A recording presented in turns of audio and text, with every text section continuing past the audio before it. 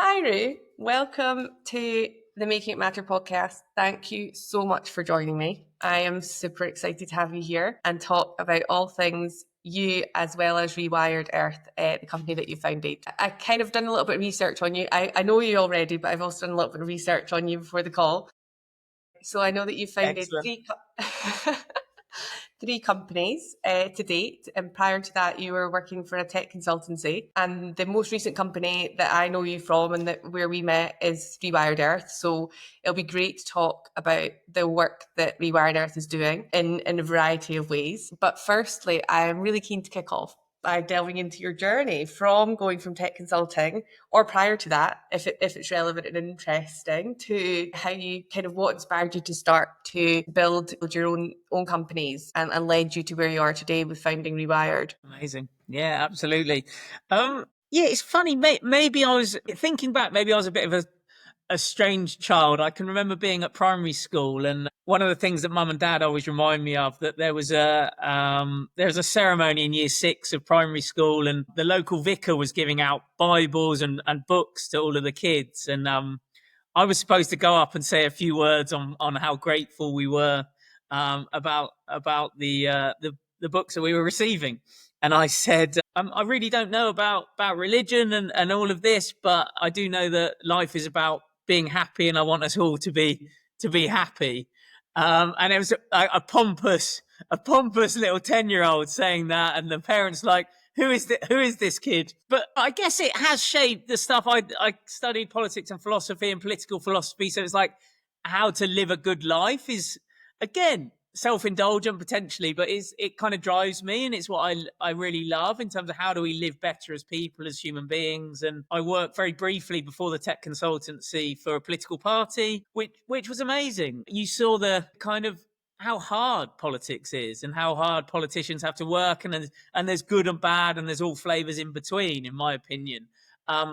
Individuals working ferociously hard and to really try and make a difference for their communities. And it was in London at the time, but it showed me at that point in my life I certainly didn't want to get into politics, and it was, who knows, one day, but was like, how do I get into what was the real world and just make some money, kind of boy from Somerset. And it was kind of like growing up and working lots of different jobs, from working in cake factories to the back of recycling trucks. It was always kind of like, I did just want to, at that point, just want to earn some money and get some experiences. And I joined what was a very small tech consultancy at the time, and it became a FTSE 350 company in the time that I was there. So actually seeing that growth across London and then Europe and then North America. And I got to go out and help grow the North American office, working across the US and Canada. And it was really those experiences that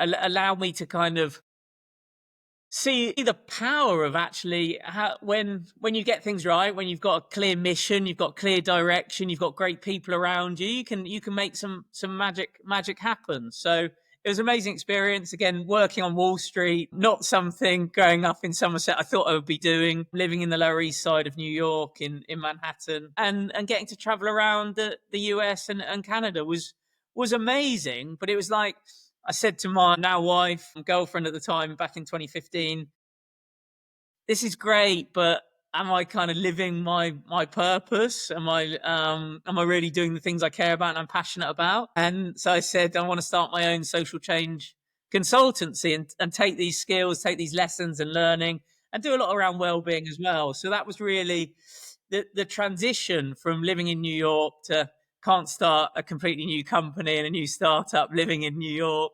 So we moved back to the UK. And Growing Happy was really born of this idea of, again, how do we get cross-discipline, cross-industry, collective group of people looking to accelerate social change at the time more than environmental change. And I'm sure we'll talk about maybe some of the projects I worked on there, but it was life-changing in terms of that experience. And it was hard, and there were many struggles with that transition from paid employment and some level of comfort to kind of really starting again, and everything you thought to be true maybe wasn't, and how you dealt with that. That is, yeah, very relevant to me right now, as you know. How do you, if someone was thinking of doing similar, because really, and that's what this podcast is about people leaning into their purpose and trying to figure out how they can start to work and live more in line with that, in line with things that they're passionate about. Because, well, from my personal experience, in my opinion, I think you can be kind of astronomically more successful if you really lean in to what you care about and what you're passionate about. What were your first steps in going, okay, how do you step away from that corporate world, the regular salary, the regular income, and the kind of maybe the expectations of you've achieved what you're set out to achieve in terms of career progression to, okay, I'm going to start again in a sense. I'm not going to have any guaranteed money, and I'm going to do this thing because I really care about it. If someone was in that position, what would you advise them? What would be the first things to think about? Definitely don't do what I did, which was just stop my regular income and stop my work and start something completely different. And move continents to do it. I thought about it and I talked about it for a long time, and Growing Happy evolved over probably about 12 months as I was still working and thinking about what it could be and investigating lots of different ideas that I was passionate about at the time, and it really did grow, as you say, about how can I use. I love the Japanese term ikigai. Yeah. I don't know if you've come across it. So what you're good at, what the world needs, what the gaps are in the world, what you can get paid for as well, Mm. and what you're good at. So it was amazing to kind of use that kind of method really to start thinking about what I wanted to do and what difference I could make. And you got to try. I do believe that if you've got the luxury, and I'd saved up money to be able to support myself for 6 to 12 months without having to necessarily have a salary and have money, that I could investigate and I could explore, and actually by testing things and learning. We were very fortunate that one of the first projects we won was the Special Olympic World Games, where we co-created the first Olympic ceremony that was completely co-designed, co-developed by young people with learning disabilities and autism. And being given that, able to work on that project within the first 6 months of starting Growing Happy was transformational in terms of transformation and what we could do and the difference we could make. But it was also a life-changing experience for me being part of that project and working with the individuals that I worked with. So I think you've got to give yourself time. You've got to test things. You've got to really understand where the right fit is and what you're good at. And you've got to be honest with yourself. There's loads of stuff that I'm rubbish at, and it's like, how do you nurture the things you're really good at? But also, we're in a bit of like a hero culture and a bit of a hero archetype world now, and I think there's a real danger, and I think it's probably even a danger for me at that time, was like, you can do anything, you can do whatever you want to do, and reality is you can't. And if you need to pay the bills, and you like, it's the balance of those things. You do really need to, I think you need to test quite quickly in quite an agile way and do different things and see whether that is the right fit. And because the Special Olympics project was, again, seeing how you could work with people and citizens and civil society, government and business, bringing those groups together and hopefully facilitating that and combining those different personalities, different priorities, but finding a shared mission and a shared vision with those groups was hopefully something that I could really do and bring to the table. So it was like, that was a sweet spot for me. And I just knew that whatever I wanted to do with Growing Happy, it was like, how do we knit these different groups, competing objectives and missions together, and actually get on with it and create action, and then drive things forward and take the opportunities as they come to build on that initial project and that initial work, I guess. Yeah.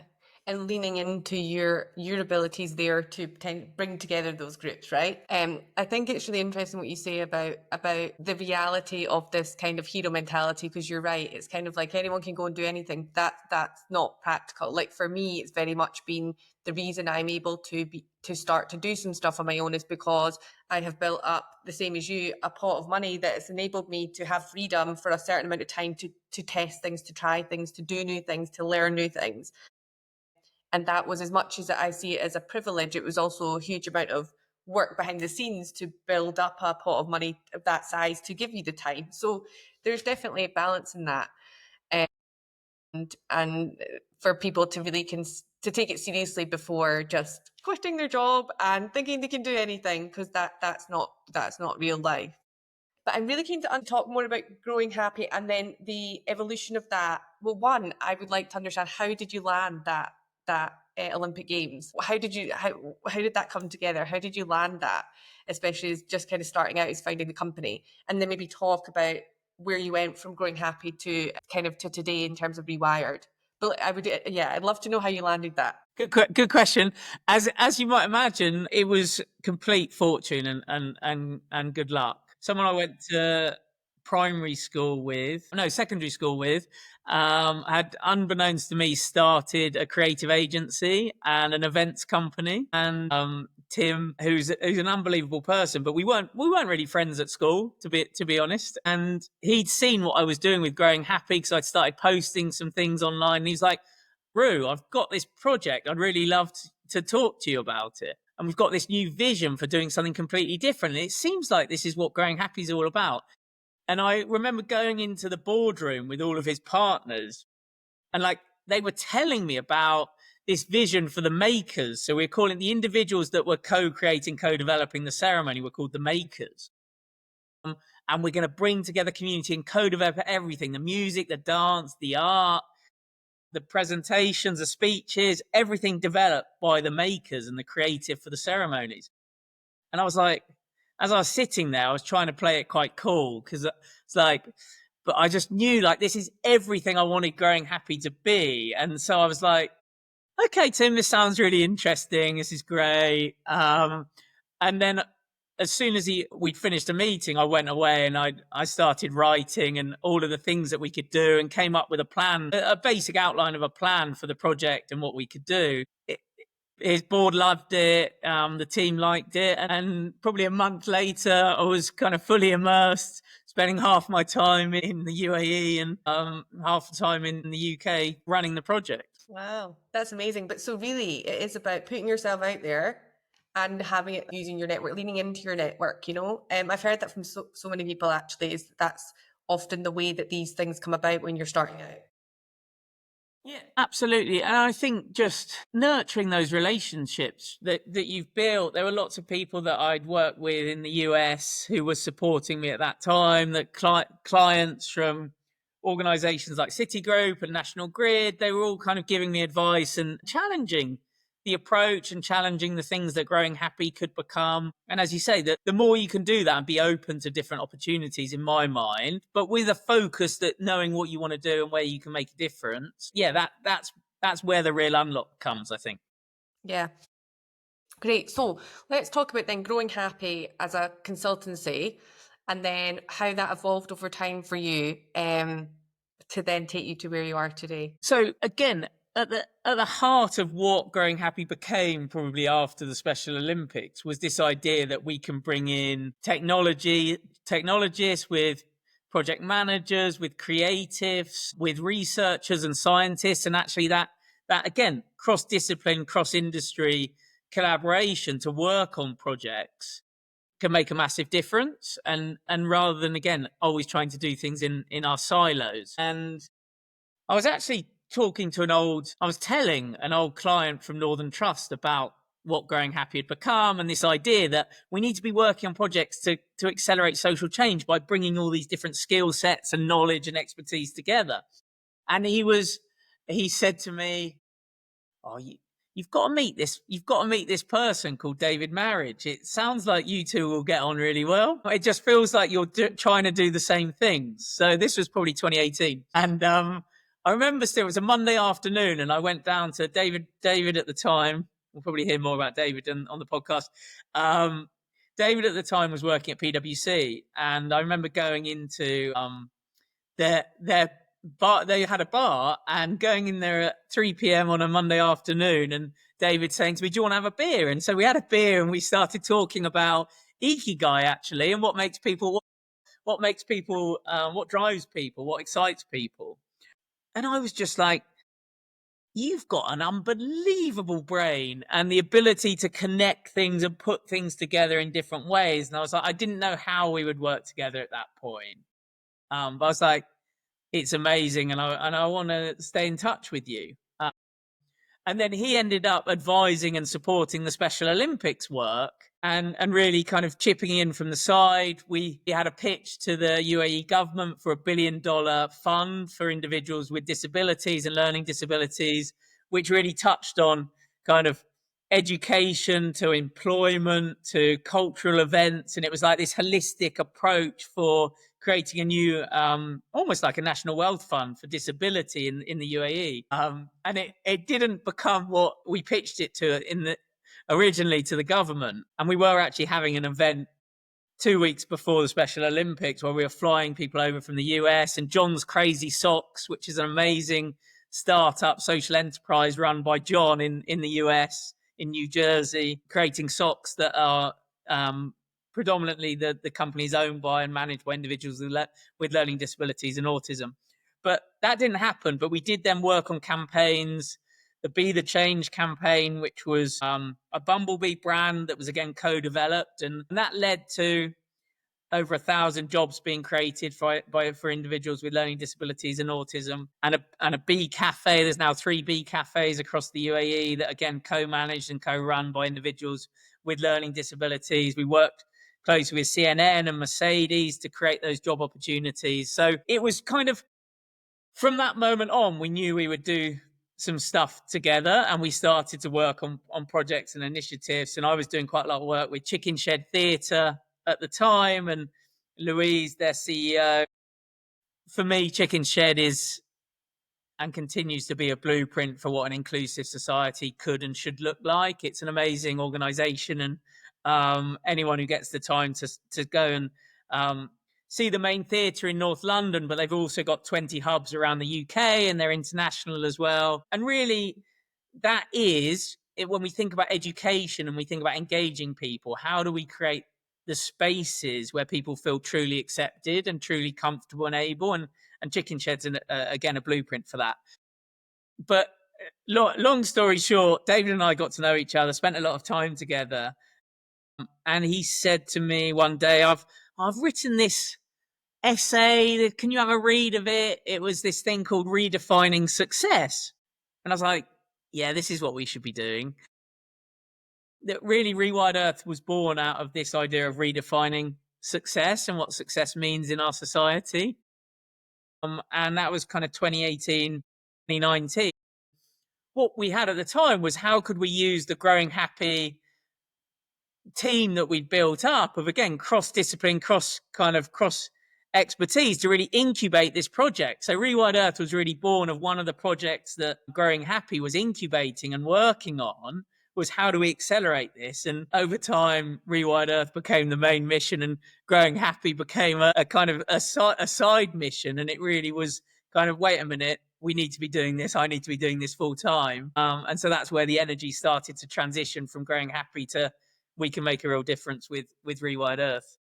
Amazing. And all kind of, but still based around, all on the journey to kind of living in line with your purpose and doing something purposeful. If someone was to ask you what your purpose is there a way you could define it in a sentence or two? It's probably a cliche, but we've probably only got one opportunity to be around. So how you spend your time is the most, like, time. Everyone talks about time being the most important thing, and it really is. And so I would like to spend my time thinking about, how do we create a more inclusive, just, fairer society for all of us, and actually how do we live well together. And that's the thing that I continually get excited about. What are different ideas, different ways, different approaches, and that also comes down to kind of human connection and trust, and if we can get those things right, then for me, we can create a better world, a better society. And it's a bit grandiose, and kind of, there's probably ego in that from my perspective. But again, that is the purpose. Like, how do we make this crazy, weird, strange world, planet that we live on, work a little bit better, or work a little bit better for everyone, work a little bit more cohesively for everyone? And that's not 2 sentences, but it's really, how do we create that together, and being able to work on that is a lot of fun, and it keeps me very energized. Yeah, amazing. And it feels like you're doing that not only in the solutions you're creating, but in the people that you're getting to work with in creating the solutions, if you see what I mean. That seems to be all about your whole journey, seems to be a lot about connection and working with the right people and bringing people together in cross collaboration, which I'd love to talk more about. And that almost fulfills a bit of your purpose at the same time as the solution that you're creating through the businesses that you've founded. Amazing. So let's talk about Rewired Earth then. So that's where we are today. You are founder of Rewired Earth. Can you explain for those listening what is Rewired Earth and what are you seeking to achieve through the business? So Rewired Earth is really what we would call a cross discipline, cross industry, and in my mind, an incubator for how do we create systemic change. So it's really those things about how do we bring different groups, different people, how do we bring citizens and civil society together with educators and academics and business and finance and policymakers and government to solve the biggest problems of our time around people and planet. Because right now, we again, growing Rewired Earth was born of this idea that we continue to do things in our silos, but health affects education, which affects job opportunities, which affects transport, which affects the environment. So all of these things are interconnected, and we continue to try and solve them in our silos because it's easier. In lots of ways, it's simpler and easier to just focus on one small piece of the puzzle. The problem with that is that they're interconnected and they have knock-on effects. So if we don't start thinking about it as a whole, we're never going to get to where we need to get to. So how can we be that incubator of these projects and these initiatives and these ideas? But also, and fundamental to Rewired Earth, is how do we actually think about how the financial system operates right now? And no, there's such a breakdown of trust, and it's not working. The financial system isn't working. So how do we actually turn where we are currently, an amazing mechanism, an opportunity for wealth creation and to create a fairer society? But how do we turn the financial system from arguably one of the most destructive forces on the planet to the most protective force? And how do we use the market mechanics? How do we use supply and demand? And how do we actually look at true transparency of what a business's actual impact is on people and the planet and compare it to what you and I really want? And if we can do that, if we can do in its simplest terms, Rewired Earth could just be an app where you go on your phone and say, these are the things I care about. I care about education. I care about poverty. I care about clean and affordable energy. These are the things I really care about. How are companies or governments or charities actually doing against the things that I really value? And if we can get that mechanism right, then in our mind and from a theory of change perspective, money will start flowing to those businesses, those charities, those governments that are demonstrably doing the things that people care about. And that's where the voice of the people becomes so critical, because you're rejoining, you're reconnecting that massive disconnect that we have right now between businesses operating in one space and people and charities and not-for-profits operating in another, and then policymakers and government sitting somewhere trying to bridge the gap, but not necessarily being able to do that very coherently and cohesively. So it's again, how do we knit these pieces together? Yeah. I have so many questions about that because there's a part around the people element and a person knowing what they care about, but understanding how they can influence that in the context of their current life circumstance. So, like, how much money have they got? What do they want? Where do they want to buy their clothes from? Who do they want to invest their money with? And how do you make that really easy for them to understand and feel like they're able to have an impact when they're kind of restricted to some extent by a lot of the factors that you outlined in the first place, right? So in terms of their available wealth or money, their health situation, their job situation, it's kind of like where do you start with, like, in terms of engaging a population? I'm looking to talk about that, but I also want to talk about the cross collaboration because that is fascinating, and how you can make that truly work, because I think that's extremely difficult. I think fundamental is kind of what we value, and it goes back to the kind of redefining success point. If success just means money, then the system's not going to work, because there's always going to be people wanting to earn the most amount of money and everything else gets forgotten. So central to that idea is that we need to value people and nature, and we need to value other things than just monetary reward.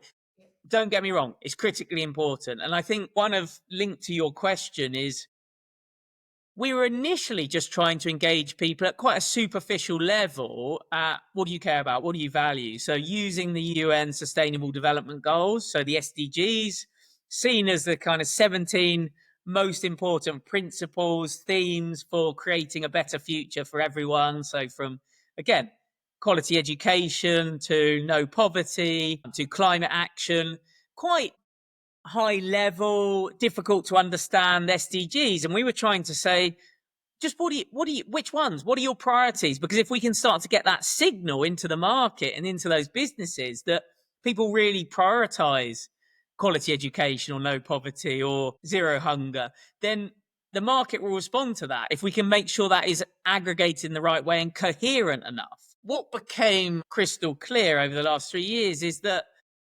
to your point, people are struggling with just basic being able to put food on the table, being able to keep a warm home, being able to give their child a reasonable education. And so if you're starting to get them to think about these high level objectives, what does it really mean to me? And that's where Rewired Communities, and one of the projects we're working on right now in Lambeth and Southwark, was this idea that we can't just ask people what they care about and then hope that the market's going to respond.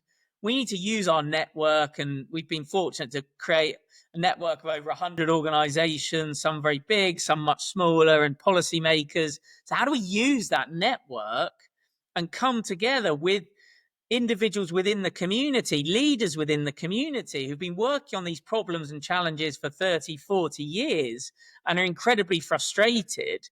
And actually, by working together, bringing in business leaders and expertise from research and academia and policymakers at the right moments in time, how do we show that there's an ability to really co-develop clusters of projects and clusters of solutions, whether we're talking about a new cycling hub within a community, or we're talking about a food growing network, or we're talking about community solar, or we're talking about a new inclusive education toolkit?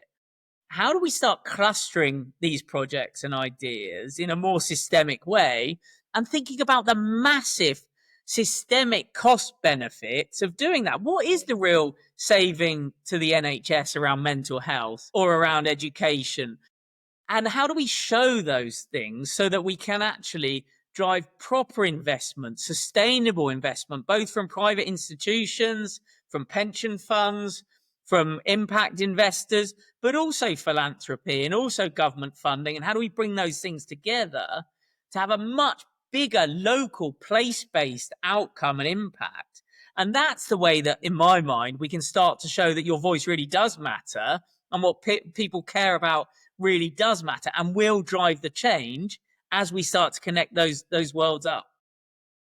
Yeah, absolutely. So how do you do that in practice? How are you guys starting out? Is it worth us delving into that project in more detail? Is the idea that that will be kind of a use case and then expanded to other locations to really start to, as you say, almost provide what's required, location specific, population specific to certain areas? Yeah. How does that work in practice for Rewired Earth? Yeah, so Rewired Communities is really this idea through a workshop process and engagement with those leaders within the society, within Lambeth and Southwark, who've been there, done that, are running organisations, but also them to recognise and understand who are those voices that should be heard but aren't being. So the idea was that for every leader we identify, they would identify someone within their community that isn't necessarily given a voice traditionally. And how do we bring those groups together? So through that workshop process, it's understanding what are the problems, what are the challenges, what are the needs, what are the priorities, and then trying to go deeper with that. Say, well, what are the real root causes as you start to investigate those problems? Where would be the real unlocks? And at the same time, thinking about what are the projects initiatives, charities, businesses that already exist, that are already starting to solve some of these problems and issues. And then and the process we're in right now is actually how do we start to then think about these clusters of projects coming together to have an even bigger impact so that they are sustainably funding, that they can have not just everything is so short term, and we live in a very short term society right now. It's like this needs to be sustainable for 5-10 years, not just for the next 12 months. So it's like, how do we group these things together, but also recognize where there's overlaps and duplication of effort? So we've partnered with One Planet, which is an amazing tool, which is almost like that mind map of what's this project doing? What are its outcomes? What is it trying to achieve? What are its goals? What are its activities? And how is it measuring the impact of those projects? So actually, as we start to do that process across Lambeth and Southwark, we start to see where all the overlaps are. There might be duplication of effort. There might be siloed working. And then how do we start to break that down? And then with the wider network from Rewired Earth that want to support these solutions and these clusters, how do we think about the governance of that? Who really owns it? Is it Rewired Earth? Is it even called Rewired Communities? Probably not in reality. So what does it need to, from a governance perspective, new governance models for thinking about how these collective projects work? Thinking about the true impact of these projects. How do we bring in expertise, the best science, the best academia to challenge the true impact of these projects? So how do we make sure it's really delivering from an impact and making a difference to the people that really need that support? And then what's the new funding models? What is the business model? What does the financial model look like to make this sustainable for the long term? And in our mind, if we co-develop that and we co-create it across the community within Lambeth and Southwark, really working with real people who are facing these challenges every day and working on these projects and initiatives, with bringing in other expertise, other businesses, other projects that are already working on these things, then actually by doing it together, we can really demonstrate the change we want to see. And this will, as you say, it could be it's a framework, it's a model, and it's an approach that then can be rolled out in different places, but showing real impact to the people on the ground and making a real difference. Yeah. Fantastic. How does that work in practice? So back to your earlier point and then linked to that, cross collaboration is hard, right? Like I think one of the reasons I'm really keen to talk to people from government, from startups, from corporates, from charities, from NGOs on this podcast is because I have seen firsthand, working on social impact within financial services, that there's so many different people doing incredible things in different ways. But when you try and bring all of that together and then overlay, to your point, the fact that actually from a government perspective, often it's a lot of the initiatives are quite short term, the funding short term, especially for a lot of these charities. I know one myself, you're literally getting funding annually, so you don't know if you're going to survive year on year. Where do you start in terms of bringing all these organizations together? You're right. I genuinely believe your hypothesis is correct, that if you do that, we actually could create something incredible and really fundamentally change the system. But how do you how do you do it? Where do you start? Where are you guys starting to really bring those organizations together and tackle as well there must be tension there, right? If there's people doing the same thing, there's duplication, there's lack of funding. There's tension that arises from that as well. How are you approaching it? I really think it always comes down to the people and the people that are involved and the people that want to work together and collaborate and make things happen. And I think if you can get that strong nucleus and that strong core, and you can actually start to build that level of trust and real honesty and openness that we don't have all the answers. This is going to look different at the end of the process and the end of the project to how we think it's going to run now. We may have a framework for how this is going to proceed, but it's going to be very different. And you do need to identify those individuals who've got potentially huge amounts, and a number of individuals who've got huge experience of doing this and bringing community organizations together with the local council, with central government, with businesses. So using that expertise, using that knowledge, that brain to actually work on these things together. But with an ambition and a pace that we've got a vision here. This is where we need to get to, and we need to all be up for that journey. And if you're not up for it, that's that's okay as well, because it's not going to be for everyone. And it's been incredibly challenging even over the last couple of months, and being really honest that we don't have all the answers, and that people are very frustrated. They're having community groups and community leaders are having knowledge constantly extracted from them. They're going kind of going, you get your researchers going and looking at a microscope, what's going on here? How do we address these health challenges, air pollution? In reality, people want answers. People want to work together towards a better solution. So there has to be, in my mind, that mapping, that understanding, that research of really what is going on, what is the network. But there also then has to be concrete action and actually moving forward and saying, what are these initiatives? What projects can we get off the ground and show the impact of? Because that's the momentum that says people, okay, maybe these guys are a little bit different. Maybe they do actually want to listen to us and want to try and drive some things forward. So it's that tension and balance between, we've got to do all the mapping, we've got to use technology, we've got to use tools to really understand where the shared objectives are, where the shared goals are, where projects intersect and overlap. But we've also then got to get real and be in a room with people and say, how does this feel? What is the right governance model for this? Do we look at some new DAO, blockchain, distributed autonomous organization to manage this that's 100% transparent?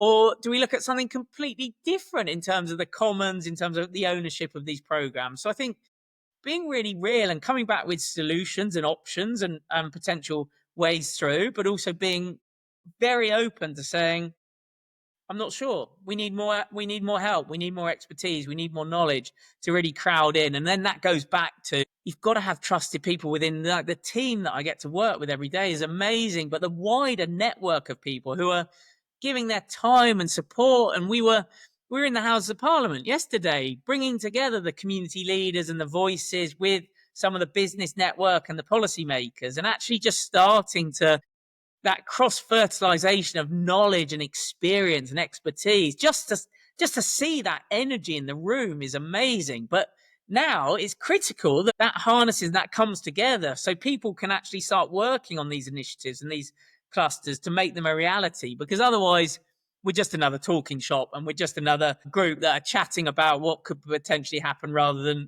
making it happen and making it matter. Yeah. You need to almost prove the impact and show that you're doing something for these communities to then encourage it to grow. Otherwise, as you say, you're just doing what everyone else is already doing, in terms of talking about solutions and not implementing. What has been your biggest challenge to date with starting Rewired and the journey you've been on? If you think back, what has been the biggest challenge for you that you've overcome or that you still maybe face today? Rewired Earth means lots of different things to different people, and there's a beauty and a power to that, but there's also a challenge because it's big and it's unwieldy and it's trying to do lots of little things all at the same time. And so having that clarity of purpose and mission and message for not just the core team of people working on it, but then the wider network and then the networks of the networks. So that coherence and that clarity is something we're constantly striving for and struggling with. The reality is that it's not simple, and there's no clear medium term. We know where we need to get to. Ultimately, we need to be able to transparently see what is the true impact of these businesses on people and the planet. And we need a way to connect that with what people actually care about and what people want. And ultimately, we're very clear that we need to bring those two things together. And that's where we need to get to as a mission. But all of the steps in between will change based on just our learning. People don't want to share what they care about on a survey and get another app to tell us what they want. We need to do that in real life. We need to engage people. We need to show the impact of that. And that's where this project's come out of that learning. When we think about supply chains and we think about the whole other side of Rewired Earth that we haven't talked about today is actually, how do we create the technology, the sharing protocols, the data models for sharing information in a completely different way through supply chains? How do we incentivize different levels and different tiers of the supply chain to make sure that farmers are properly rewarded for their data, that they've got an incentive and a reason for sharing that information? Whereas right now, they're so scared that they give you the true information in terms of their carbon impact or their water use, and the bigger companies will stop using them, right? So it's multiple ways that we've got to think about the incentive networks, the sharing of information, who owns that data. Everyone should be paid for their own data, but there are certain companies right now gaining huge amounts of money for utilizing all of our data all of the time. And how do we start to shift that? How do we start changing the dynamics around that? That is a huge kind of challenge in itself amongst the other things that you guys are trying to look at and solve. If you were to, so there's lots of different stakeholders here, right? You're literally working with individuals on the ground to understand the challenges they face and solve for that in real life through collaboration with government organizations, charities, corporates, the financial system more broadly, how they're funding certain initiatives you spoke about. If you were to have an ask of somebody listening to this podcast, whether they work for any of those, maybe the message is different to each, but is there kind of an ask of people within corporates or charities or individuals themselves that you would have in terms of how to think about Rewired Earth or how they could work with you or support the mission that you're on? Yeah. So I think there's three central pieces that we've got to get right.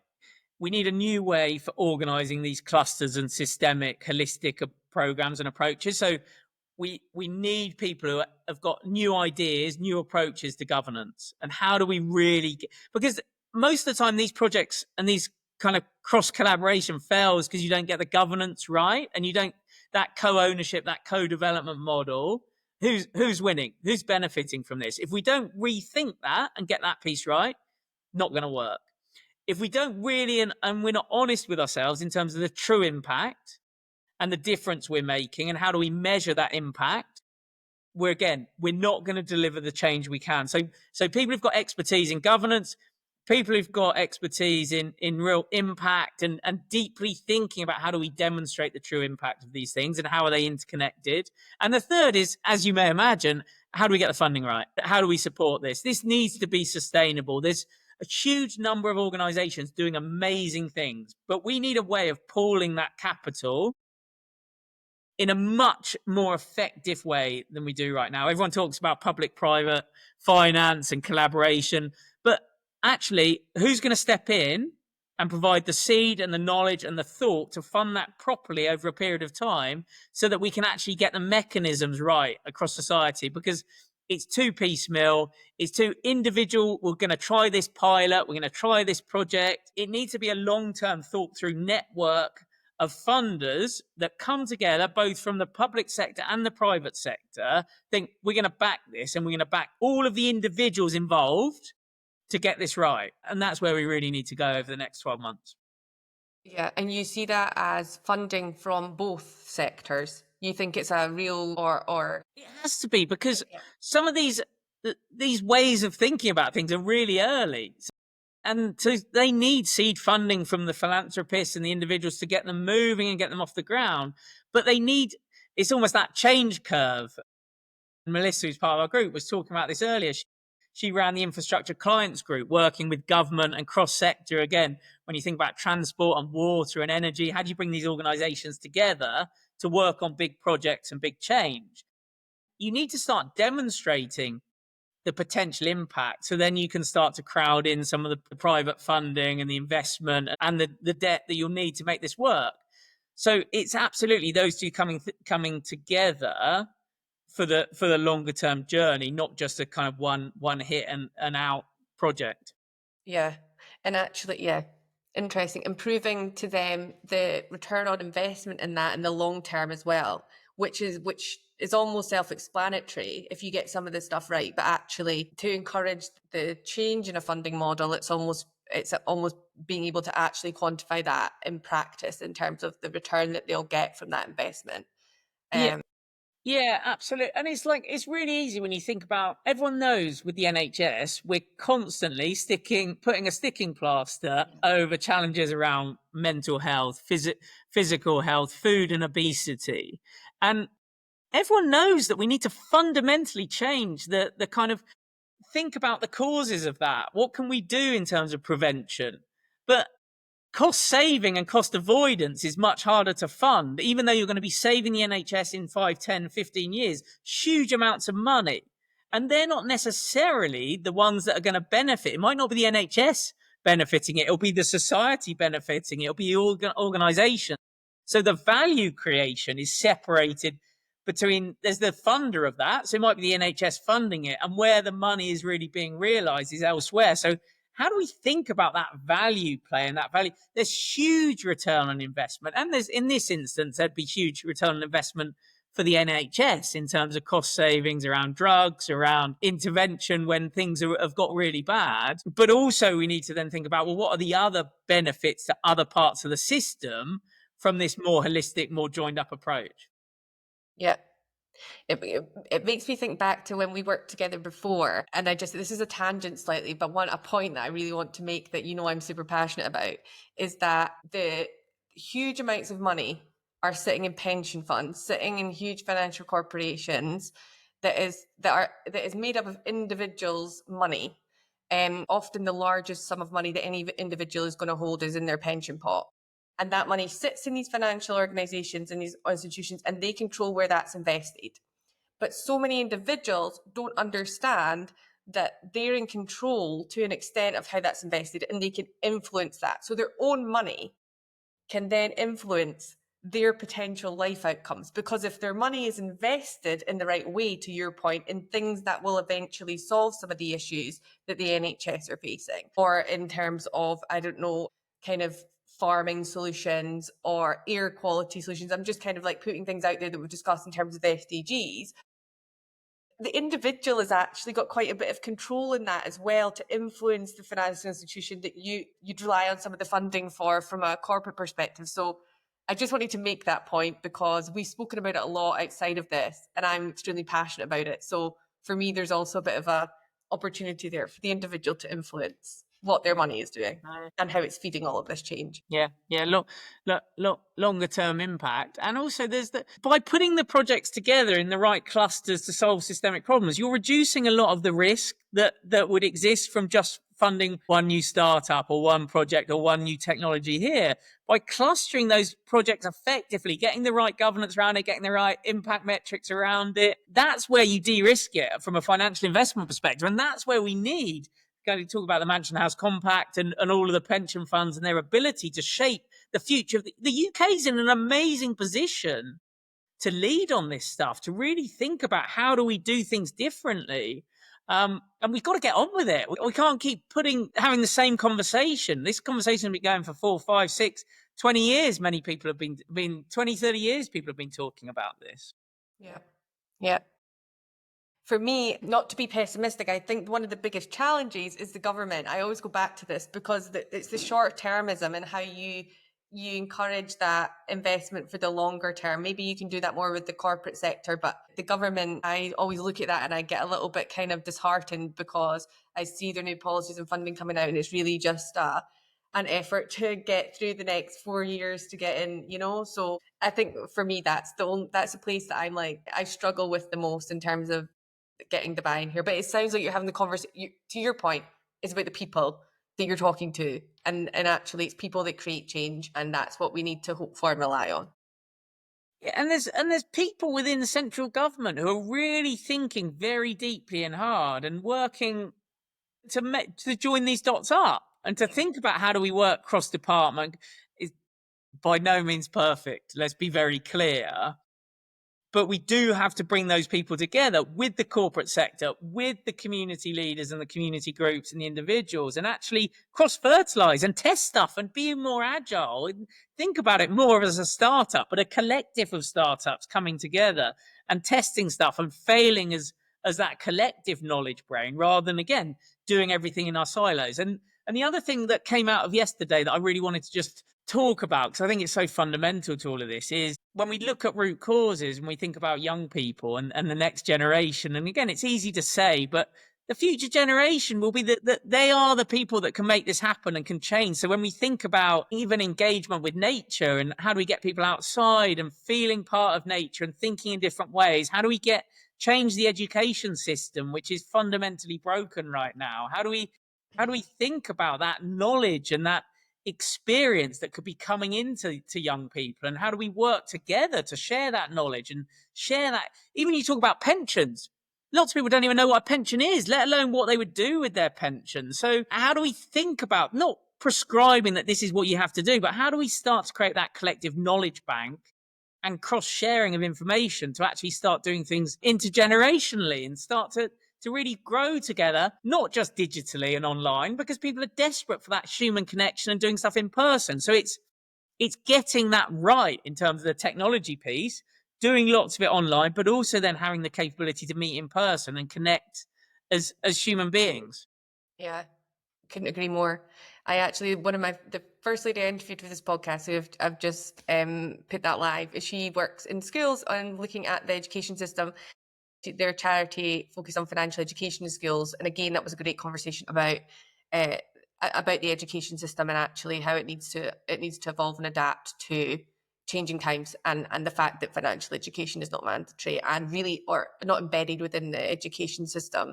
To your point, nobody knows what a pension is. They don't know a lot of things when they leave school about finance. Is bonkers. But that's a whole other conversation. I am keen to talk forward, like to the future now.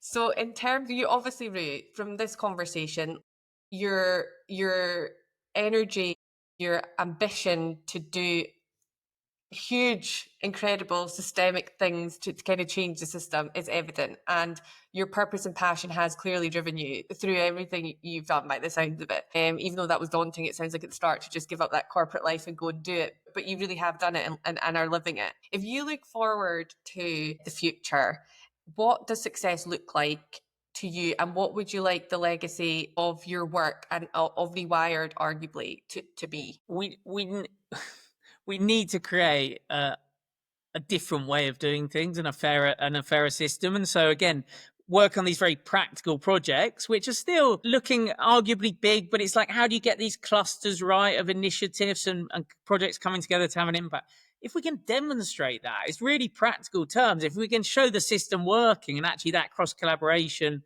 and that future model for doing things differently, I think for me, that would be an amazing success in terms of Rewired Earth. But also, how do we ultimately change the financial system so we are properly rewarding those businesses? Charities should be part of the market because they're making a massive difference. We need to stop thinking, in my mind, about charities being over here and as separate, and as people within the charitable sector should be paid incredibly well for what they do. They're bringing huge expertise. They're bringing huge knowledge, and they should be benefiting those corporates who are potentially having a more negative impact. If you start matching those things together, then you can start to do real magic. We need to think about how do we bring the charitable sector into the corporate world, into the market in more concrete terms. And so for me, it's demonstrating in real world, how do we create a new model and how do we make it work that is showing a different way of organizing, a different way of bringing people together, a different people of showing value. We need to start showing that how do we use the current system, the financial system, to make it better, to bring it up to relevance for the 21st century and actually reward those businesses that are doing the right thing. And for me personally, I do think, how do we think about education? Because for me, it all starts as that. And again, this is potentially outside of Rewired Earth, but for me as a driver, it's like, how do we rethink some of this stuff? Because we've got to do better. We've got to think about what is the future of our planet is going to come down to the people on it. And it's thinking about education for me is the leveler and is the opportunity to do things differently and to work with young minds. And that's hard, right? I'm not saying there's easy fixes, but teachers are overwhelmed, parents are overwhelmed. We've got to systemically think about how do we bring together again the expertise, the knowledge across society to start thinking about education as well. Yeah, absolutely. And evolve. I would also add to that, evolve the curriculum in terms of what kids are learning. I just don't think that has kept up pace with society, unfortunately, because the whole education system is so overwhelmed, I think. But yeah, that's a huge one. That's probably for a whole other podcast, a whole other discussion. But I think that would really start to shift the dial as well in terms of systemic change, right? If you started to educate children differently, enable them to maybe think more critically and lean into the opportunities that will exist in the future in terms of technology and AI and all that great stuff. Arguably not so great in other ways, but our kids are going to have to lean into that and really make the most of it. Yeah. And if we think about that first, like that idea of that first thing that David wrote about redefining success, if we're talking about the overall aim is how do we redefine success so that we can, that contribution and connection and the things that we need fundamentally are as important as whether someone's on that stage or someone's got loads of money, someone's got loads of recognition.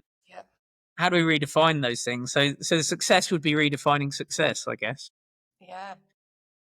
Great. Last question, the final question I ask everyone on this podcast. You've maybe touched on this a little bit in terms of our conversation already, but what does making it matter mean to you? I think really thinking about how we engage, interact with everyone, every person, everything we do in our life is about that connection and it's about people. So how do we become more human? How do we recognize that people are experiencing really difficult moments, difficult times, struggles? It's very easy to get locked in your own head. I'm the only person having this challenge or this struggle. Everyone, if you start to connect with them on a human level and you're open and being as conscious and aware as you possibly can, and we haven't talked about kind of meditation and mindfulness and the power of actually connecting as human beings more. But for me, making it matter is about making it matter in every relationship and every connection you've got, and thinking about how can you do more for other people, but supporting each other to do more as well. Thank you. I think that's more relevant than ever today in the society we live in. So yeah, very important. Thank you so much for your time, Ray. It has been an absolute joy, and I'm so glad we've got to record our conversations because we've had so many fantastic conversations today, and it's so nice that I'm able to share your story and the story of Rewired on this podcast. Honestly, I'm absolutely honoured. Thank you so much for your time. Thanks very much. Thanks, Meg. Amazing.